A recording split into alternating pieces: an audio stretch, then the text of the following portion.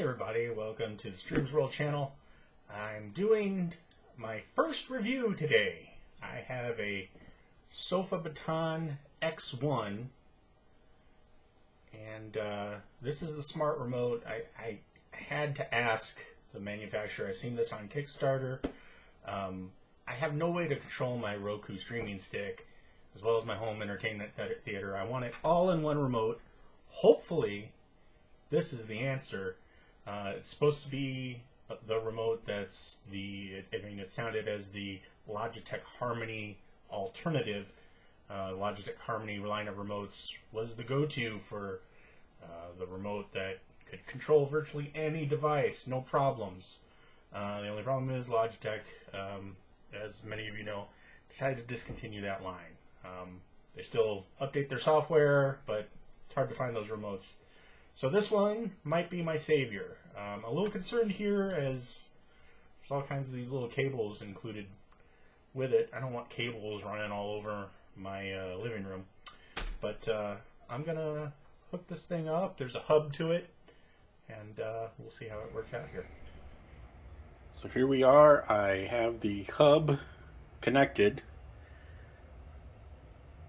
to my Roku TV. But I have a Roku streaming stick that I want to use this with, and a Fire Stick. Okay, so we'll try to set this thing up. I have the Sofabaton app. I have the hub plugged in. And let's see, I want to do Fire TV. And that all looks good, sure. Says it's downloading the code base. Okay, so it says I have to use my Fire remote to go into the menus. So let's see. And add the remote under Bluetooth.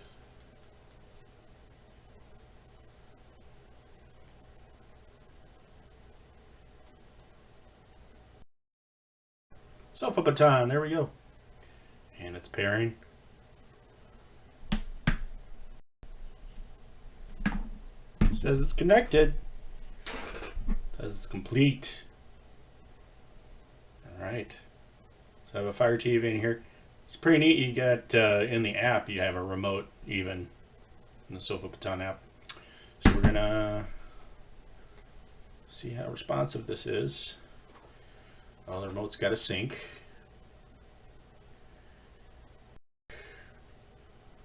Devices, Fire TV. And look at that. So quickly, I'm impressed with how quickly that was. Setting this thing up, because universal remotes are typically take a little bit longer. Seems very responsive.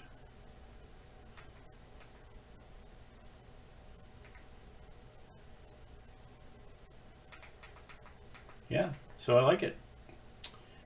It's ready to use with my Fire TV. Let's add some more devices. All right, so now I got the Roku hooked up here. Go up here to devices, select Roku.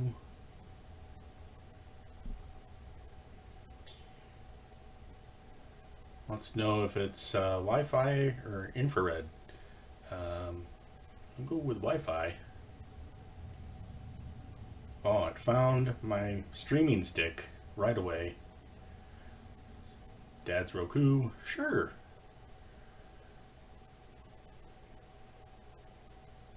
Downloading the code base. Oh, this is easy.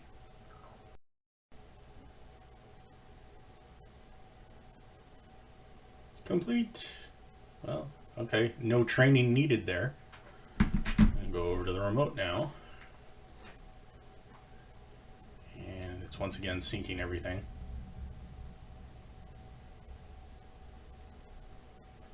Alright, Dad's Roku.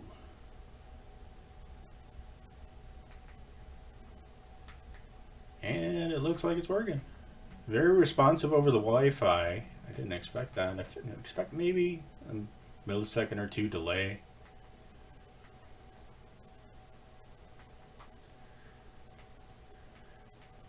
Very nice.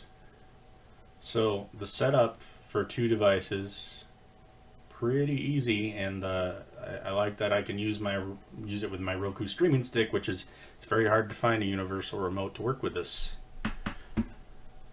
with the streaming stick. One thing I read on the forums is that it's important to update. So that's what I've been trying to do, and I keep getting this lost hub, it says. Well, it doesn't say it anymore, but it said lost hub. It keeps losing the hub. It got up to about 22%, and then it just keeps disconnecting. So I want to get that done before I actually start using it. I guess I'll keep cracking away at it. I'll reboot it or whatever. But so far, plugging it in and everything, getting it getting the app configured was quick, but updating the firmware seems to be a chore. So, all right, so the update finished. What I found was I had to switch my phone to the 2 gigahertz network, and then it started working. So we have selected Dad's Roku, which is my streaming stick, and things are working great. Been using it for a little bit. I had my little girl use it, and no problems. It connected to the Roku streaming stick over the Wi-Fi. You can use... I was a little worried that I was going to have to use these plugs because I don't like too many wires hanging everywhere, the infrared plugs. I ended up I didn't have to use these. I'm sure there are some devices you might have to use that with, but yeah, there's a prompt. You just bring up the app on your phone, which I'm using to record this video, and it walked you right through it, hooking it up, and then it just instantly started working. So I have a working universal remote, and pretty impressed so far. The upgrade was not very user-friendly, but I don't know if if that's the problem. I see in the forums a lot of people are experiencing problems just getting the hub to update to the latest firmware. I switched my phone again to the 2 gigahertz network, which is the hub's not compatible with 5 gigahertz wireless networks. So I got it working on my phone right after I switched to the 2 gigahertz network. And I don't know if that'll make a difference for anybody else, but it sure did for me. All right, so I've had a chance to use this thing pretty much all day. I got it hooked up to my Roku and Fire TV currently. I've tested out with the stereo system as well, switching between them. I love the little dial here. You switch between them. So it's pretty cool. And it works. It's pretty much looks like your standard remote there. So it's very familiar. The app was very easy to use, and once again, I had problems with updating the firmware, which hopefully that's a fix. I see a lot of people having problems with that, updating the firmware. Maybe your device has to be on the same 2.5 gigahertz wireless network. What I like is the ability to program these 4 buttons. It has a lot of presets already in here. You can assign the keys. That's the second option there. For the X1 remote, you can select one of the buttons. You can create your own shortcuts for your favorite channels. Like it's got, make your own buttons that go to CBS News if that's what you like. If you don't like the presets that are on your standard remote, it's got so many in here. It's even got Hallmark TV. Also, you can make them into play buttons, rewind, stuff like that. Really cool. Also, if you have some weird device where you can't get it to work with any of the selections here, you can actually train your hub. You can point they have a process where you can point the remote at the hub and train the hub to control with that button. Hey, kiddo! Just making a video here. Just telling them all about this remote. You liked it as well, didn't you? Yeah. All right. All right, we're going to pause here because it's Rory's bedtime, and then I'll be back. Okay, so where were we? The kid wanted to visit me for a goodnight kiss and hug. Basically, I love the remote. It's had a lot of problems. You'll see a lot of negative reviews for this product because the initial release was a little bit shaky, but they got it all worked out. The updated firmware works great. I haven't had any trouble with it. My kid uses it. I love the build quality. I love the weight. And I've yet to find anything it doesn't work with.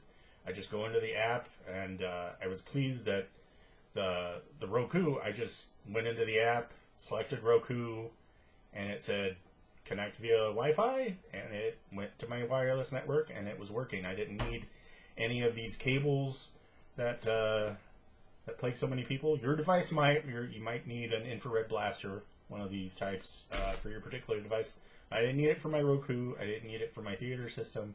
And when I hooked it up to my Fire TV stick, it asked me, do you want to use Bluetooth? And I did have to use another remote, the original Fire TV remote, to get that set up. But once it was connected, this thing took over. It's a great remote. I highly recommend it. Full disclosure, I got this for free. It was a review unit. But I wouldn't tell you that I liked it if I didn't. So if you want to buy one, I'm going to leave a link down below in the description. Highly recommend this thing, the Sofabaton X1.